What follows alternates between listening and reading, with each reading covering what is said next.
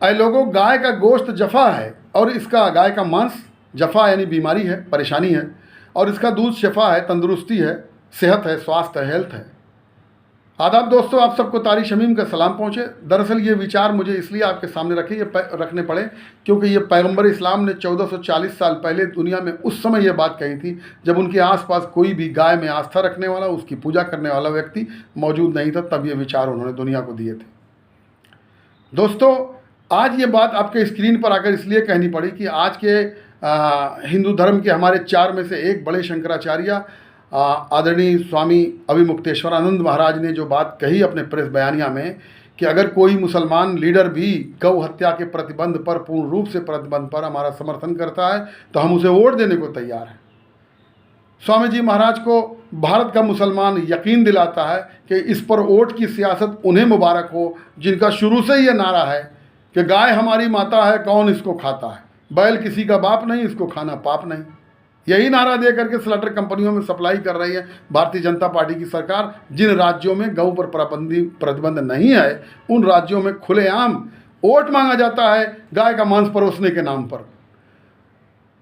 शंकराचार्य जी के हवाले से पूरे देश को उनका पूरा आदर करते हुए भारत के मुसलमान पूरे देश के सामने ये बात रख रहा है कि गाय सिर्फ बछिया ही नहीं जन्म देती, बछड़े भी जन्म देती है। तो ये बछड़े जाते कहाँ हैं? खेतों में उनका उपयोग रह नहीं गया। ये बछड़े उन राज्यों के स्लॉटर कंपनियों के माध्यम से विदेशों में जाते हैं, चाइना जैसे देशों में, जहाँ से डॉलर की शक्ल में यहाँ आते हैं और यहाँ भारतीय जनता पार्टी इलेक्शन से पहले 250 करोड़ रुपए चंदा लेने की स्वीकारोक्ति सुप्रीम कोर्ट को देती है। और पूरे काऊ बेल्ट के राज्यों में उसके नाम पर दूध दे न दे वोट का कारोबार बढ़िया ढंग से करती है और लोगों को पीट पीट कर मार डालती है। स्वामी जी को संबोधित किए बात पूरे देशवासियों से तारिक शमीम कहना चाहता है कि भारत का कोई भी मुसलमान आपकी भावनाओं को आहत नहीं करना चाहता, और ये कोई सफाई नहीं है और न ये मुंह भराई है किसी की, न कोई खौफ है। इस्लाम की मौलिक शिक्षा ये है कि ऐ लोगों, तुम किसी के मजहब को, उसकी पूजा पद्धतियों को, उसकी भावनाओं को आहत न करो। अब खुदा ये चाहता तो सभी को एक धर्म में कर देता, लेकिन अलग अलग धर्म हैं, अलग अलग मान्यताएं हैं और उसमें जोर ज़बरदस्ती के लिए नहीं कहा गया है।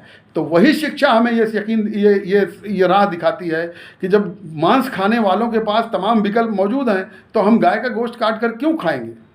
और ये इसलिए भी बताना चाहते हैं अपने स्क्रीन के दोस्तों को कि शहनशाह बाबर ने वसीयत किया था और उस वसीयत पर अमल करते हुए उसके बेटी शहनशाह हुमायूं ने गौ हत्या पर पूरी तरीके से प्रतिबंध लगाया था भारत में।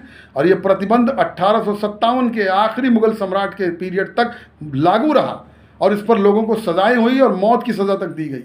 क्यों दी गई? क्योंकि गौ हत्या इस देश के अंदर फितना पैदा करते हैं और फितने को इस्लाम ने, कुरान ने मिल करके कुचल देने के लिए कहा है। गाय से फसाद फितना पैदा होता है, इसकी हत्या से फितना फसाद पैदा होता है, इसलिए इससे निपट लीजिए सारे लोग मिल करके। तो हम भारत के मुसलमान शंकराचार्य जी के इस कदम में उनका न केवल समर्थन करते हैं बल्कि उनके साथ कदम से कदम मिलाकर चलने को तैयार हैं। न कोई सफाई है, न मुंह भराई है कि गौ हत्या प्रतिबंध की जो मांग उन्होंने किया है, हम उन्हें प्रण से प्रतिज्ञा से यकीन दिलाते हैं कि हम भारत के मुसलमान गाय का मांस नहीं खाना चाहते। और वैसे भी जो लोग गोश्त खाते हैं बड़ेगा, उनके लिए बीफ भैंसे का ज़्यादा पसंदीदा है, गाय वाला तो मजबूरी की बात है। लेकिन जब आपकी भावनाएं आहत होती हैं तो 1528 में लागू ये प्रतिबंध अब भी लागू होना चाहिए। इसका हम समर्थन करते हैं। स्वामी जी के इस कदम का भारत का मुसलमान समर्थन करता है और गाय के नाम पर राजनीति करने वालों की निंदा करते हुए हम आपके साथ खड़े हैं और यकीन दिलाता है मुसलमान कि गाय के गोश्त के करीब नहीं जाएगा। थैंक यू, धन्यवाद।